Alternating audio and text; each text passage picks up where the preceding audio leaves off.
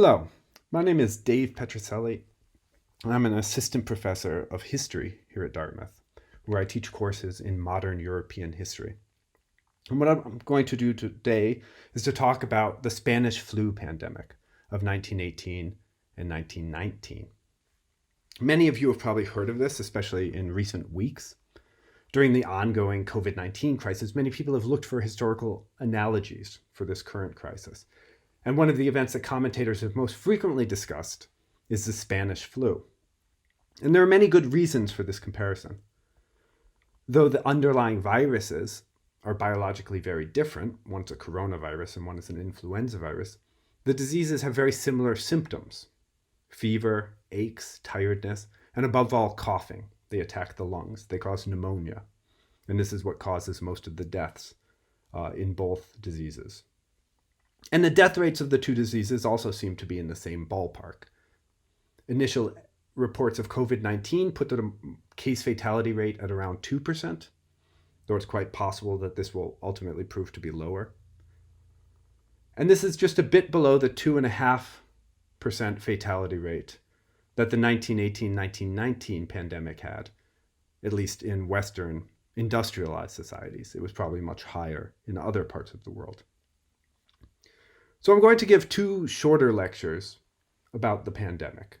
And in this first lecture, I'm going to describe the course of the Spanish flu and try to answer the question of why it was so severe, why it was so much worse than any other influenza pandemic in recorded history.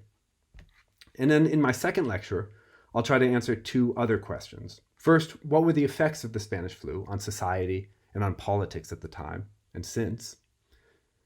And second, what might we gain from studying this Spanish flu pandemic in order to make sense of the current crisis of this novel coronavirus?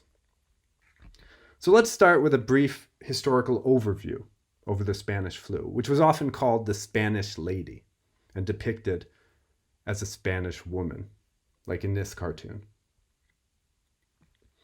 Now, despite its name, there was nothing particularly Spanish about the flu that struck in 1918. It got the name because Spain was a neutral power during the First World War, which was taking place when the pandemic first broke out. And therefore, Spain did not censor press reports, as many of the major belligerents did. So as the flu spread in Spain in 1918, people in other countries read about it, and they weren't reading about it happening within their own countries. And therefore, they gave it the label the Spanish flu. Now, if it did not originate in Spain, where did it begin? In 2005, the molecular pathologist Jeffrey Taubenberger and colleagues of his announced that they had reconstructed the 1918 flu virus in a laboratory in the United States. They had found samples of it among victims of the pandemic and also in the archives. And this allowed them to rebuild the virus, and you can see an image here of the reconstructed virus. And it also gave some insights into its genesis, into where it had come from. This showed in particular that this 1918 strain was remarkably similar to known influenza viruses found in bird populations. So this suggested that it had leapt very recently from birds, probably from waterfowl, to human beings. It had jumped across a species barrier, probably not long before 1918. Now, it's not clear when and where this leap occurred. There are several theories for this, but two seem to be the likeliest.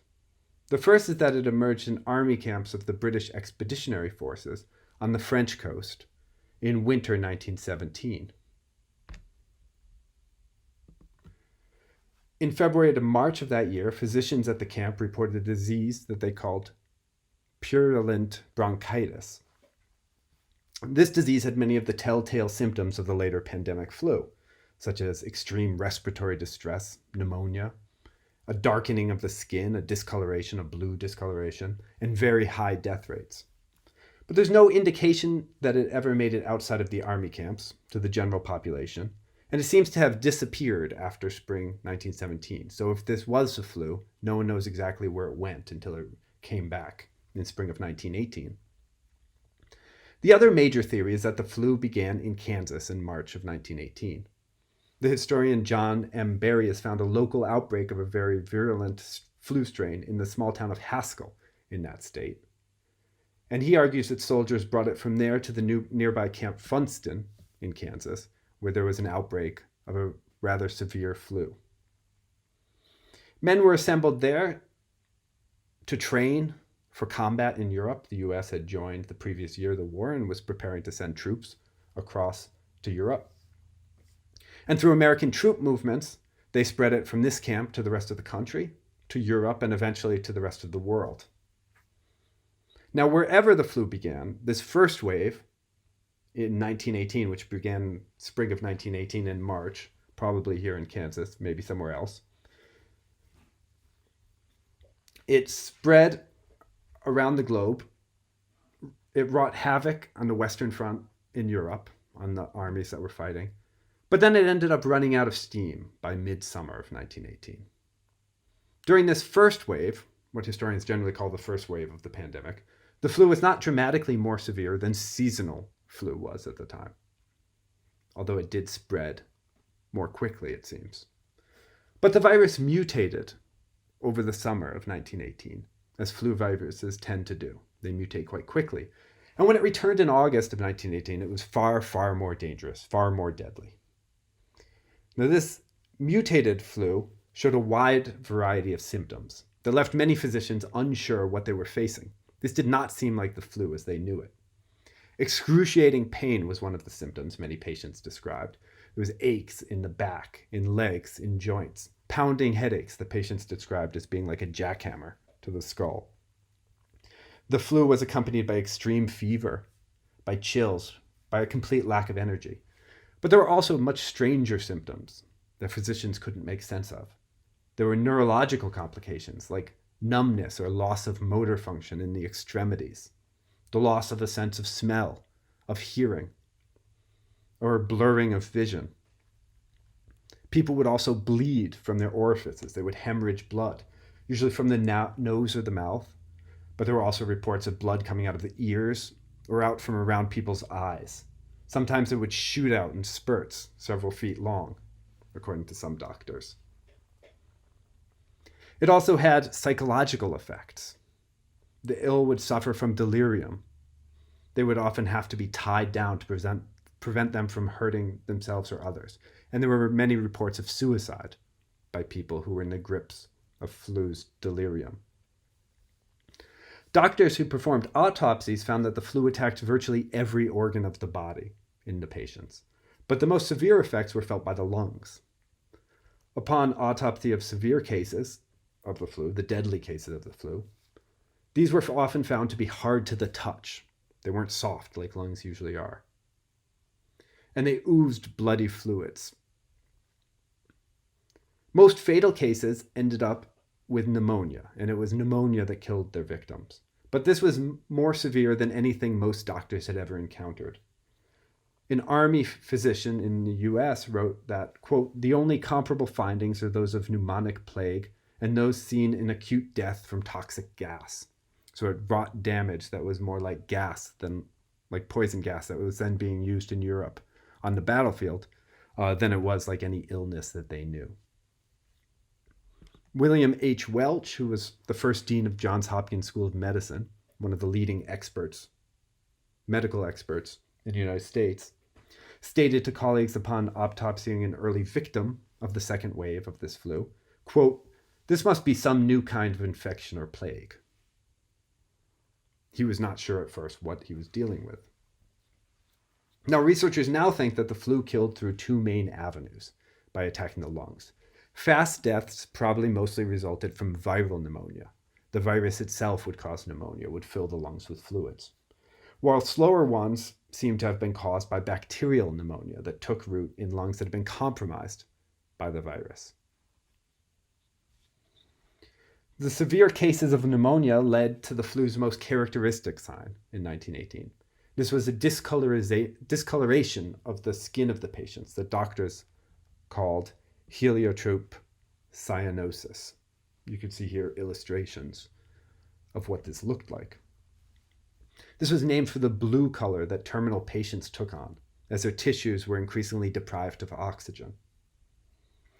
In most cases, this would begin with mahogany spots over each cheekbone, which spread across the faces and to the ears, and became darker and darker and took on more and more of a blue tint. The blue would then turn to black, and black would often creep in from the fingers and toes, as these were deprived of oxygen. People treating flu patients at the time reported that this heliotrope cyanosis was almost a sure sign that death was near. Now, the second deadliest wave of the pandemic broke out more or less simultaneously in mid-August 1918 in Freetown, Sierra Leone, in the French coastal city of Brest, and in Boston, Massachusetts. And it spread quickly from these nodes. Most of Europe and the US were gripped by the flu the following month, and from there it spread across most of the world. Now, this wave had mostly run its course by December 1918, and the vast majority of the pandemic's deaths occurred in this second wave, so they were compressed into these 4 months or so. The flu now returned for a third wave in January 1919. You can see here an illustration of the 3 waves on a chart. And this lasted until May in the northern hemisphere and on until 1920 in certain pockets of the globe. Now, the Spanish flu is generally considered to have ended then with this third wave. Historians usually talk of it as comprising 3 waves. But this was followed by several more and more moderate flu outbreaks over the coming years. This occurred as this virus became less and less severe as it mutated to become less severe, and as people's immune systems became used to it, they were able to cope with it. And it eventually became the mainstream of seasonal flu in human populations for several decades.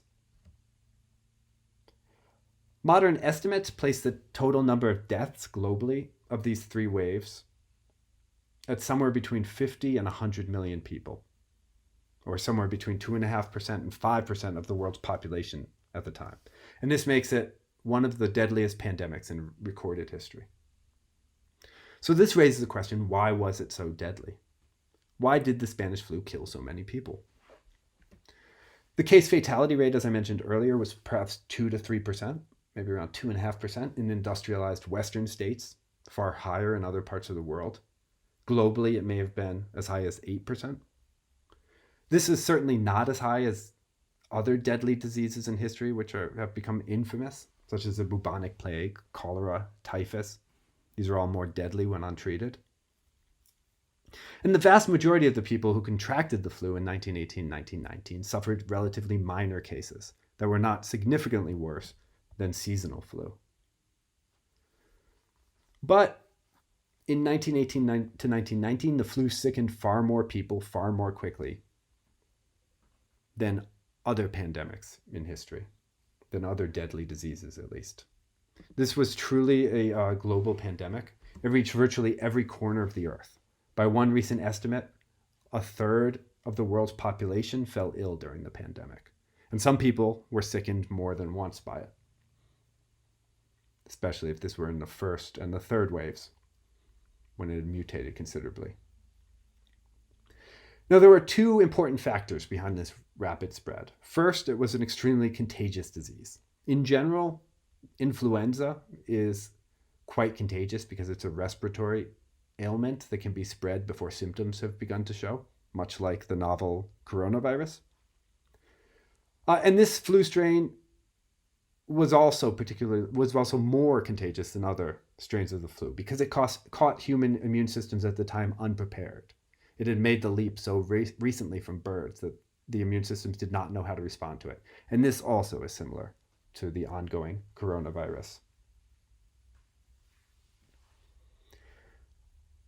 So that's one, the contagiousness. The second factor had to do with the conditions created by the First World War that helped it spread globally. Now, the war came to an end in 1918, so in the midst of the second wave, So the first wave and a good part of the second wave took place while the war was still raging, and then the second and third wave took place after the war's conclusion. And the war helped spread the disease.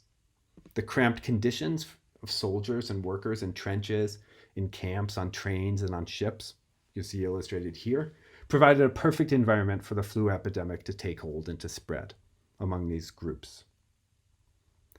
Military transports then helped spread the disease far and wide as soldiers and workers were moved to different fields of operation. The fighting was mostly confined to Europe in the war, but it involved global empires, and this connected most of the world together at the time. And after the war had ended, the celebrations of the armistice and also the demobilization of troops further spread it as troops brought the flu from Europe back to their respective homes. The demands of the war also made the governments and belligerent powers hesitant to acknowledge the scale of the pandemic. I mentioned earlier that they censored the press, and this is why it was known as the Spanish flu. And this meant that people often were not taking the precautions that they should have if they had realized how dangerous this was. And this also made it difficult for governments to impose the kind of measures they would have needed to contain it. They had to keep the war economies moving. They, in many instances, tried to carry out loan drives in order to raise money. This in particular happened in Philadelphia famously, which had a particularly bad outbreak. But the universal spread of this flu pandemic is not enough to explain its deadliness. It infected a huge number of people, it's true, but it was also deadlier than most flu viruses are. An ordinary seasonal influenza usually kills around 0.1% of those who fall ill, and this is far, far lower than the Spanish flu killed. Now, I mentioned that it mutated in the summer of 1918, and this seems to have made it more suited to humans, and also to have increased its virulence. Influenza viruses mutate more or less constantly. They're a very, very rapidly mutating virus. This is one of the reasons that the annual flu vaccines are not always completely effective in preventing them, because they are trying to estimate, they're trying to predict what the flu will look like, but the flu is often changing and mutating. Usually, mutations of deadly diseases make them milder. Usually the viruses become less severe when they mutate. But in 1918, it went the other way. It became more deadly. And this is something of a puzzle for researchers.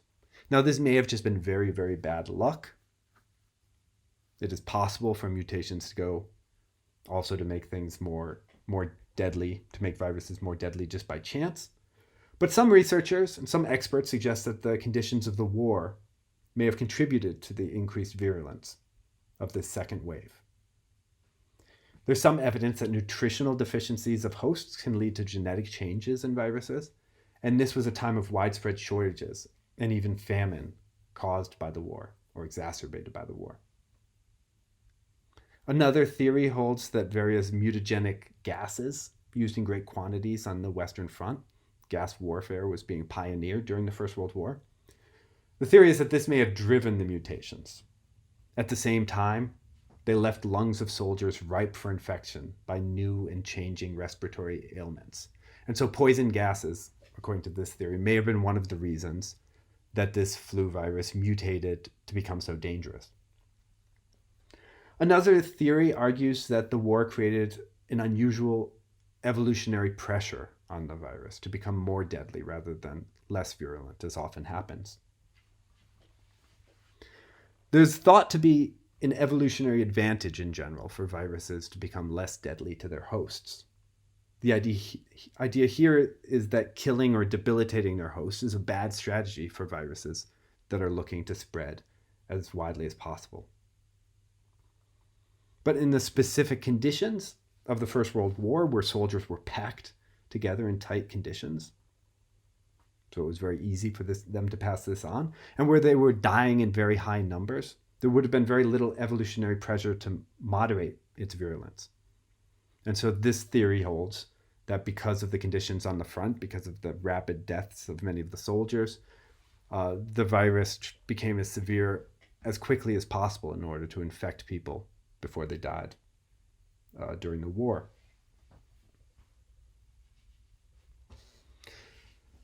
No, nobody knows exactly why it became deadly, but these are some of the major theories, in addition to the theory that it was simply the strain itself was quite deadly when it leapt over from birds.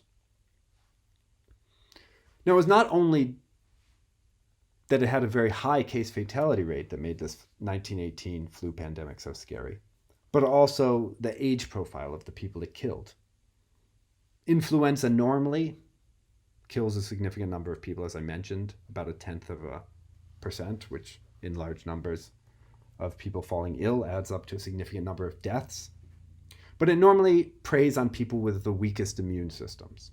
So if you plot the deaths of flu victims on a graph organized by age, it normally forms a U shape with peaks at the very young ages and at the very old ages. And you can see here the dotted line shows an illustration of the age distribution for the flu outbreaks from 1911 to 1917, so for seasonal influenza, and it would be similar today.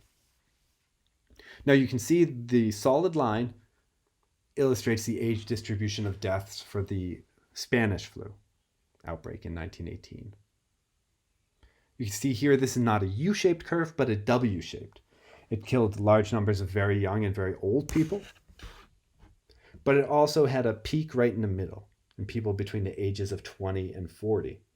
And this is a puzzle for researchers because very few diseases pick off the healthiest among us first. Now, researchers have offered two explanations to account for this unusual distribution of deaths. The first is that it was precisely because the young people had such strong immune systems that they died at these high rates. This theory is that the virus triggered an extreme overreaction of the body's immune system, known as a cytokine storm. Cytokines are these signaling proteins that are thought to be involved in marshaling the body's defense against infections.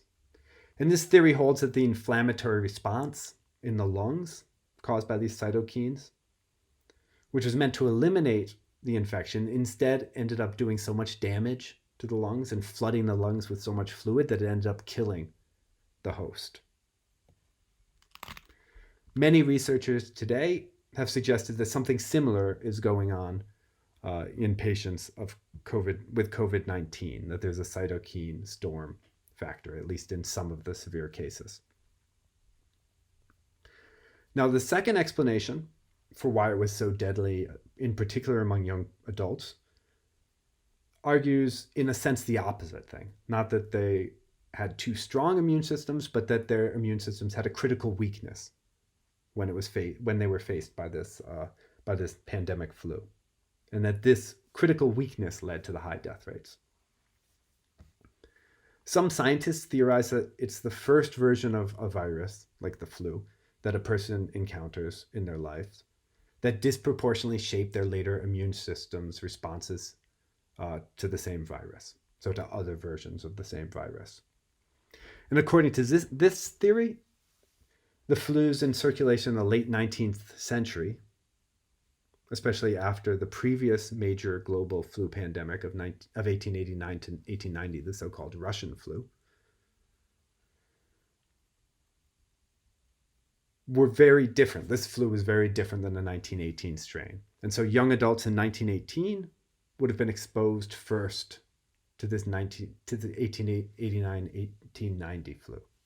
And as a result of this, some researchers think, the immune systems of young adults in 1918 were disproportionately shaped by these earlier flus and therefore responded wrongly, were caught off guard when they encountered a wholly new type of flu in 1918.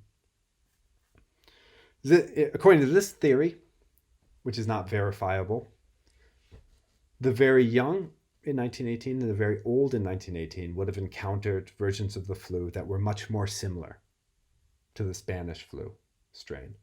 And therefore, during the pandemic of 1918 and 1919, their immune systems were better able to respond. So in sum, we know that the Spanish flu was particularly deadly, and we know that it was unusual in killing many young adults. But researchers still debate and still try to puzzle out why exactly it was so deadly and why it had this strange W-shaped death curve. And this is important because this may help prepare us for future pandemics. Now, what I want to do in my next lecture, when I return, is to tackle my next two questions, as I mentioned. The first is what the effects on society and on politics were of this global pandemic. And the second is to think through what looking at this pandemic of 1918 and 1919 can tell us about today's world, and in particular about the ongoing pandemic of this novel coronavirus.